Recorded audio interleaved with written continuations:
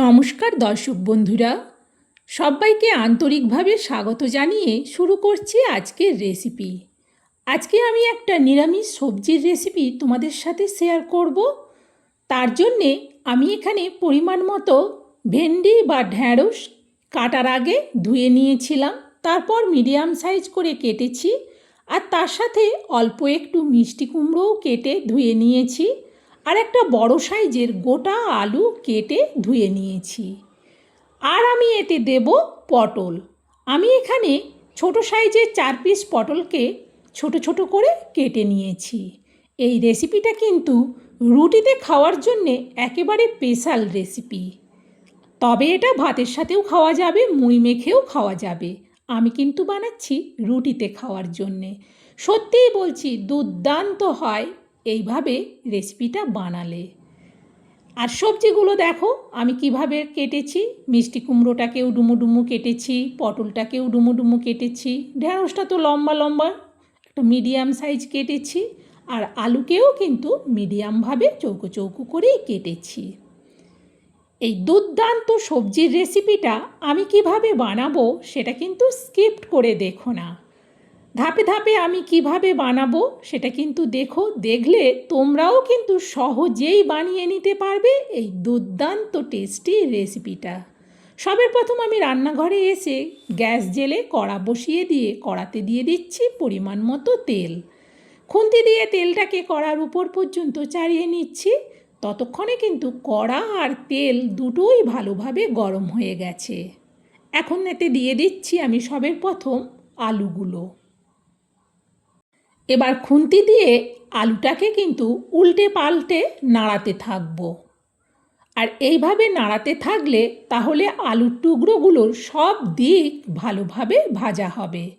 কড়া আর তেল ভালো করে গরম হয়ে যাবার পর গ্যাসটাকে কিন্তু মিডিয়ামে করে দিয়েছি। মিডিয়ামে রেখে খুন্তি দিয়ে এইভাবে আলুগুলোকে উল্টে পাল্টে নাড়াতে থাকবো, যাতে আলুগুলো বেশ সুন্দর হয়ে ভাজা হয়।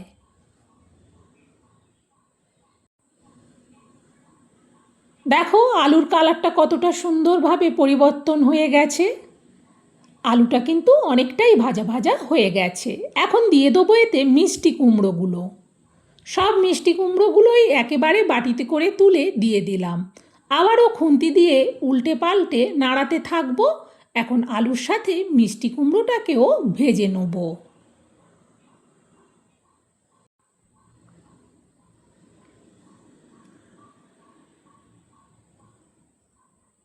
প্রায় আমি 1 মিনিটের মতো কিন্তু মিষ্টি কুমড়োটাকে ভাজলাম। আগের থেকে মিষ্টি কুমড়োটা কিন্তু অনেকটাই ভাজা ভাজা হয়ে এসেছে। এখন মাঝখানটাতে একটু জায়গা করে নিচ্ছি। দিয়ে দিচ্ছি 1/2 চামচ কালো জিরে। কালো জিরেটাকে একটু মাঝখানে খুন্তি দিয়ে নাড়িয়ে নেওয়ার পর ভালো করে সব সবজির সাথে মিশিয়ে আবারও উল্টে পাল্টে নাড়াতে থাকবো। এখন এতে দিয়ে দেবো পটলগুলো।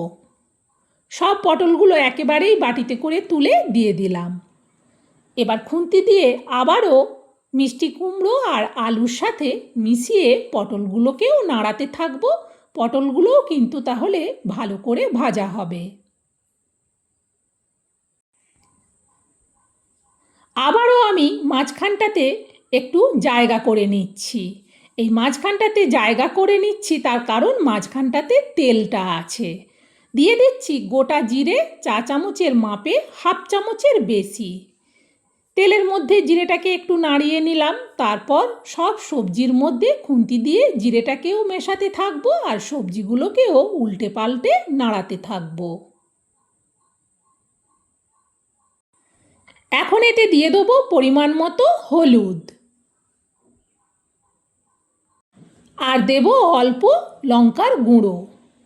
হলুদ লঙ্কার গুঁড়োটা দেওয়ার পর আবারও আমি খুন্তি দিয়ে সব সবজিগুলোকে নাড়াতে থাকবো আর হলুদ লঙ্কার গুঁড়োটাও সবজির মধ্যে মেশানো হয়ে যাবে।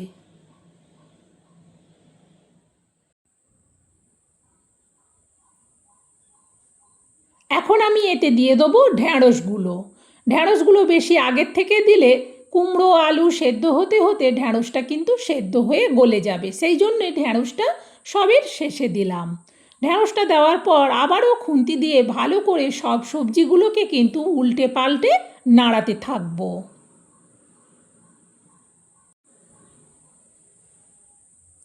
এখন এতে দিয়ে দিচ্ছি পরিমাণ মতো লবণ, আর দেব অল্প একটুখানি লবণের পরিমাণে চিনি। লবণ চিনি দেওয়ার পর আবারও সবজিগুলোকে নাড়াতে থাকবো আর লবণ চিনিটাকে সব সবজির মধ্যে মেশাতে থাকবো। কড়াইটা নড়লে তখন কিন্তু সবজিগুলো নাড়াতে অসুবিধে হয়, সেই জন্য চিমটা দিয়ে ধরে ভালো করে উল্টে পাল্টে সবজিগুলোকে নাড়ালাম। মাঝখানে একটু জায়গা করে নিচ্ছি। এইখানে দিয়ে দেবো আমি ঝাল লঙ্কার চিলি ফ্লেক্স, চা চামচের মাপে হাফ চামচের বেশি। এটা কিন্তু খুব ঝাল লঙ্কার চিলি ফ্লেক্সটা দিলাম। মাঝখানে তেলের মধ্যে একটু নাড়িয়ে নিয়ে ভালো করে সব সবজির সাথে মিশিয়ে লঙ্কাটাও ভাজা হবে, সবজিগুলোও আরও ভালো করে ভাজা হবে। এখন আবারও মাঝখানে জায়গা করে নিলাম, দিয়ে দেবো টমেটো পেস্ট। একটা মিডিয়াম সাইজের টমেটোর পুরো পেস্টটাই দিলাম। এবার এই টমেটো পেস্টটার যতক্ষণ না জল জল ভাবটা শুকাচ্ছে ততক্ষণ কিন্তু আমি এটাকে নাড়াতে থাকবো। আর গ্যাসটাকে আবারও একটু বাড়িয়ে দিলাম, তাহলে তাড়াতাড়ি টমেটোর জলটা শুকিয়ে আবারও সবজির থেকে তলা দিয়ে তেল ছাড়তে শুরু করে দেবে।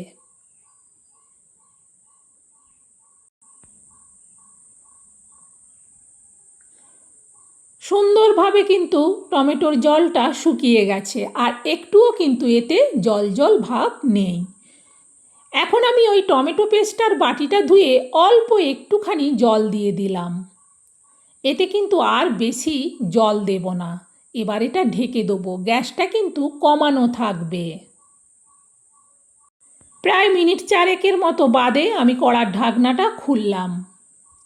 চিমটা দিয়ে ধরে ভালো করে সব সবজিকে আগে নাড়াচাড়া করে দেখে নিলাম। সুন্দরভাবে কিন্তু সব সবজি সেদ্ধ হয়ে গেছে, আর পুরো রেসিপিটা কিন্তু একেবারে রেডি। আলু, কুমড়ো, পটল, ঢ্যাঁড়স সব কিন্তু সেদ্ধ হয়ে গেছে। এখন এটা নাবিয়ে নেব। যেহেতু রেসিপিটা অনেকটা, সেই জন্য একটা বড় স্টিলের জায়গার মধ্যে পুরো সবজিটা ঢেলে নিচ্ছি।